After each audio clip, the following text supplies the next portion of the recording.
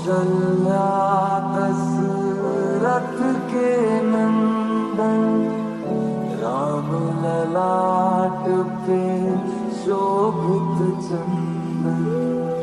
रघुपति की जय बोले लक्ष्मण, राम सिया का हो अभिनंदन। अंजन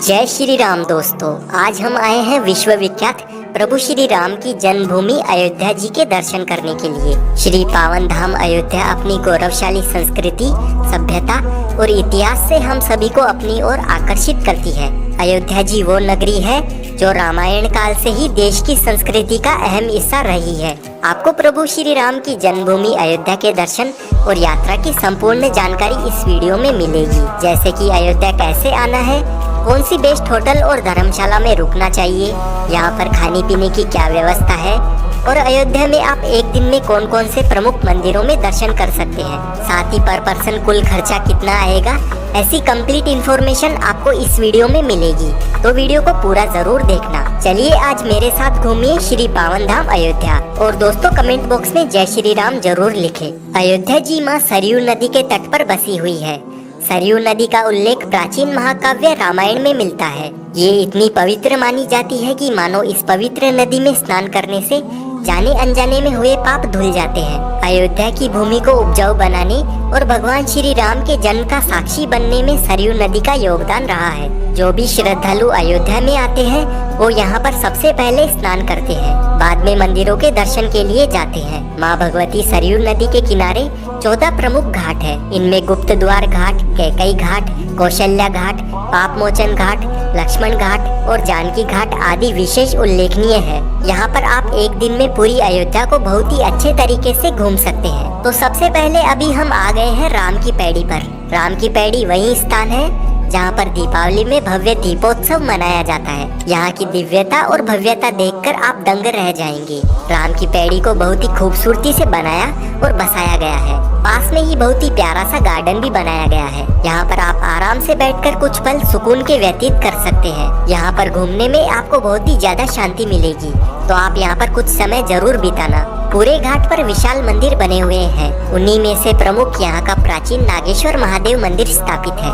इस मंदिर को भगवान श्री राम के बड़े बेटे कुश के द्वारा भगवान नागेश्वर नाथ जी का प्राण प्रतिष्ठान और मंदिर की स्थापना की गई थी। नागेश्वर महादेव मंदिर में दर्शन करने के बाद में पुल पार करके 100 मीटर की दूरी पर अब हम आ जाएंगे लता मंगेशकर चौक। यहाँ पर ये 40 फीट की विशाल वीणा स्थापित है और ये अयोध्या का मुख्य चौक है। यहाँ से अब हम जाएंगे 1 किलोमीटर की दूरी पर स्थित हनुमानगढ़ी पर और यहीं से आपको ई रिक्शा मिल जाएगा। 10 रुपए का किराया देकर हम आ जाएंगे अयोध्या के चौकीदार हनुमान जी के दर्शन करने के लिए। हनुमान जी को अयोध्या का चौकीदार और रक्षक माना जाता है। यहाँ की ऐसी मान्यता है कि राम जी के दर्शन करने से पहले हनुमानगढ़ी में हनुमान जी के दर्शन करना चाहिए। हनुमानगढ़ी को अयोध्या का प्रवेश द्वार भी कहा जाता है और यहाँ के आसपास में ही सभी मुख्य स्थल बने हुए हैं। यहाँ पर बहुत सारी प्रसाद और फूल मालाओं की दुकानें बनी हुई है। यहाँ से प्रसाद और फूल माला लेने के बाद में 76 सीढ़ियों को चढ़कर आप हनुमान जी के अलौकिक दर्शन प्राप्त कर सकते हैं। जब प्रभु श्री राम जी ने अपनी जीवन लीला का समापन किया और वैकुंठ लोक की ओर जा रहे थे, तब राम जी हनुमान जी को अयोध्या रामकोट की रक्षा के लिए आदेश देकर गए थे और तब से लेकर आज तक हनुमान जी यहाँ पर बैठकर पूरे अयोध्या की देखभाल कर रहे हैं और इसीलिए हनुमानगढ़ी ऊंचे टीले पर स्थित है और ये टीला एक किले जैसा दिखता है। मंदिर में हनुमान जी माता अंजनी की गोद में बैठे हुए हैं। ऐसा कहा जाता है कि लंका दहन और रावण पर विजय प्राप्त करने के बाद में जब भगवान श्री राम अयोध्या वापस आए थे, तब से हनुमान जी इसी स्थान पर विराजमान है। इसीलिए इस स्थान को हनुमानगढ़ी और हनुमान कोट कहते हैं। इस मंदिर की सभी दीवारों पर हनुमान चालीसा और चौपाइयाँ लिखी हुई है। साथ ही हनुमानगढ़ी के बिल्कुल सामने रामकोट मंदिर बना हुआ है। कहते हैं कि किसी समय में ये अयोध्या का सबसे ऊंचा मंदिर गिना जाता था। रामकोट यानी कि किला राम जी का किला। ये मंदिर राजद्वार मंदिर है। रामायण और रामचरितमानस में राजद्वार का जिक्र सैकड़ों बार आता है और यहीं से रामकोट क्षेत्र की शुरुआत होती है। यहाँ से 100 मीटर की दूरी पर दशरथ महल बना हुआ है और वहीं से 150 मीटर की दूरी पर कनक भवन, माता सीता और राम जी का महल स्थित है और कनक भवन से 250 मीटर की दूरी पर राम जन्मभूमि स्थित है। यहाँ पर दर्शन करने के बाद में अब हम लोग आ जाएंगे दशरथ महल में दर्शन करने के लिए। जब आप श्री राम जन्मभूमि के दर्शन करने जाएंगे तो आधे रास्ते में ही हनुमानगढ़ी से 200 मीटर की दूरी पर दशरथ महल बना हुआ है। हनुमानगढ़ी से ये जो रास्ता आपको सामने की ओर नजर आ रहा है ना, बस इसी रास्ते में आपको सामने ही दशरथ महल का मुख्य द्वार दिखाई देगा। महल के अंदर प्रवेश करने के बाद में यहाँ पर आपको भव्य महल बना हुआ दिखेगा। यहाँ की ऐसी मान्यता है कि राजा दशरथ ने इस महल की स्थापना त्रेता युग में की थी। महल के अंदर बहुत ही प्यारा सा मंदिर बना हुआ है। यहाँ पर प्रभु श्री राम सहित पूरा परिवार विराजमान है। यहाँ पर हमें पिताजी दशरथ के साथ में चारों भाई और तीनों माताएं संग राम जी के पूरे परिवार के साथ में दर्शन होते हैं और इस मंदिर की शैली आपको बहुत ही ज्यादा मनभावन लगेगी। ये महल सुंदर चित्रों और कलाकृतियों के साथ में सजाया गया है। दशरथ महल में ही प्रभु श्री राम ने अपना बचपन बिताया था। इस महल में प्रभु श्री राम के बचपन से लेकर जवानी तक की सभी प्रतिमाओं के दर्शन होते हैं। दशरथ महल राम जी का खेल आंगन है, जिसका वर्णन तुलसीदास जी ने रामचरितमानस में बड़े ही सुंदर रूप में किया है। दशरथ महल के दर्शन करने के बाद में यहीं से पास में जो राइट हैंड पर रास्ता जाता है, ये रास्ता आपको सीधे कनक भवन की तरफ ले जाता है। कनक भवन में भगवान राम और माता सीता के दर्शन करने के लिए कनक भवन के खुलने और बंद होने का निश्चित समय है। सुबह 8 बजे मंदिर खुलता है, फिर 12:30 बजे बंद कर दिया जाता है और फिर उसके बाद में शाम को 4:30 बजे फिर से महल खुलता है और रात के 9 बजे इस मंदिर को बंद कर दिया जाता है। जब माता सीता विवाहित होकर अयोध्या आई थी, तब माता कैकेयी ने इस महल को सीता माता की मुंह दिखाई में उपहार स्वरूप दिया था। ये महल भगवान श्री राम और माता सीता का निजी महल हुआ करता था। कनक भवन अपनी सुंदरता और भव्यता के लिए बहुत ही ज्यादा प्रसिद्ध है। कुछ सीढ़ियां चढ़ने के बाद में आप महल के अंदर प्रवेश कर सकते हैं। महल में प्रवेश करने के बाद में आप विशाल प्रांगण में आ जाएंगे। सामने ही माता सीता और भगवान श्री राम का मंदिर स्थापित है और ये बहुत ही प्यारा मंदिर बना हुआ है। आप इस महल के प्रांगण में जरूर बैठे।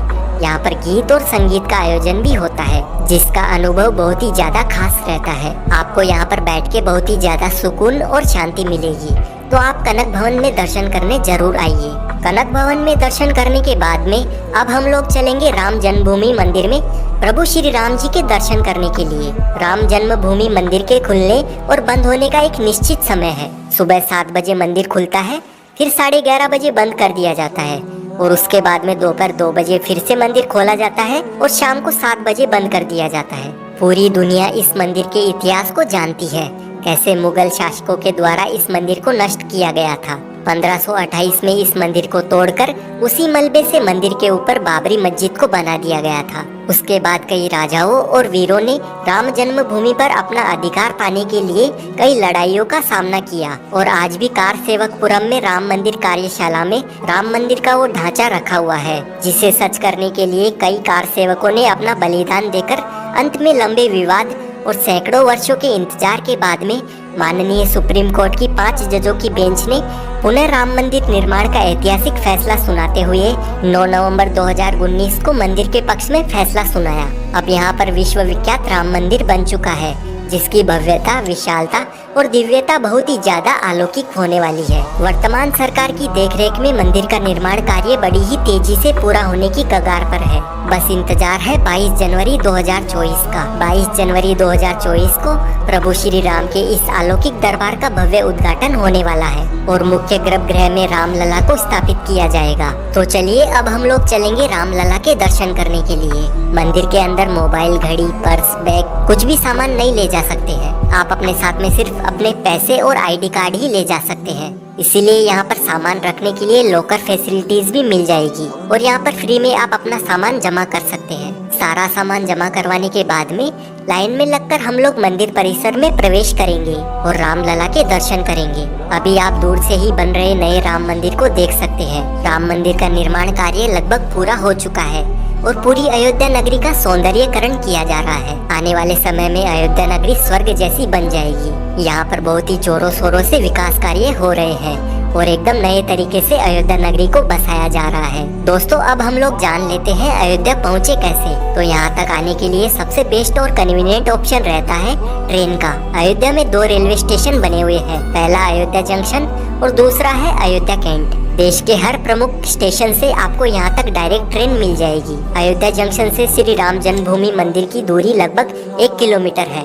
वहीं राम की पैड़ी सरयू घाट की दूरी लगभग 3 किलोमीटर है और आप ई रिक्शा के माध्यम से 20 रुपए का किराया देकर आराम से पहुंच जाएंगे। वहीं बात करें अयोध्या कैंट रेलवे स्टेशन की, तो यहाँ से राम की पैड़ी की दूरी लगभग 11 किलोमीटर है। आप ई रिक्शा के माध्यम से 50 रुपए का किराया देकर सरयू घाट तक आ सकते हैं। वहीं आप अगर फ्लाइट के माध्यम से अयोध्या आना चाहते हैं तो अयोध्या में भव्य महर्षि वाल्मीकि इंटरनेशनल एयरपोर्ट बन चुका है और राम मंदिर के उद्घाटन से पहले ही अयोध्या में आने वाले भक्तों के लिए 1 जनवरी 2024 से शुरुआत में दिल्ली, मुंबई, बेंगलुरु और हैदराबाद से सीधे अयोध्या तक हवाई यात्रा की सुविधा मिल जाएगी। तो आप आराम से फ्लाइट से भी अयोध्या आ सकते हैं। अब बात करते हैं कि आपको होटल या धर्मशाला कहां पर लेनी चाहिए। वैसे तो पूरे अयोध्या में बहुत सारी धर्मशालाएं और होटल बने हुए हैं, लेकिन अयोध्या जंक्शन रेलवे स्टेशन के सामने जो रोड जाती है, इस रोड पर बहुत ही अच्छे और बजट होटल मिल जाते हैं। आप यहाँ पर आराम से होटल या धर्मशाला ले सकते हैं। यहाँ पर नॉन एसी रूम 600 रुपए से स्टार्ट होते हैं, वहीं एसी रूम 900 रुपए तक मिल जाते हैं। अयोध्या में हम लोग खाने पीने की बात करें तो दोस्तों कनक भवन के पास में ही कनक सरकार रसोई बनी हुई है। इस रसोई में एकदम शुद्ध बहुत ही स्वादिष्ट भोजन मिलता है। मात्र 90 रुपए से 150 रुपए में आप यहाँ पर अनलिमिटेड थाली भोजन ग्रहण कर सकते हैं। और इस रसोई में घर पर बने गाय के देसी घी से सारा खाना बनाया जाता है और यहाँ से आप अपने घर के लिए 900 रुपए लीटर शुद्ध गाय का घी खरीद कर भी लेकर जा सकते हैं। अगर आप अयोध्या आते हैं तो एक बार इस रसोई को जरूर विजिट करना। वहीं अगर आप यहाँ पर फ्री में भोजन करना चाहते हैं तो राम मंदिर के पास में ही अमावा राम मंदिर बना हुआ है।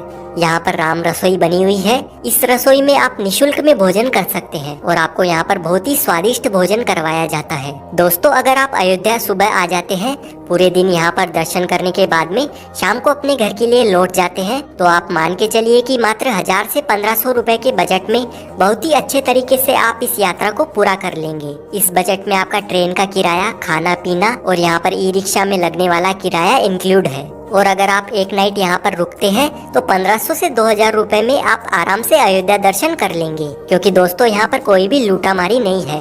आप कम बजट में इस यात्रा को पूरा कर लेंगे।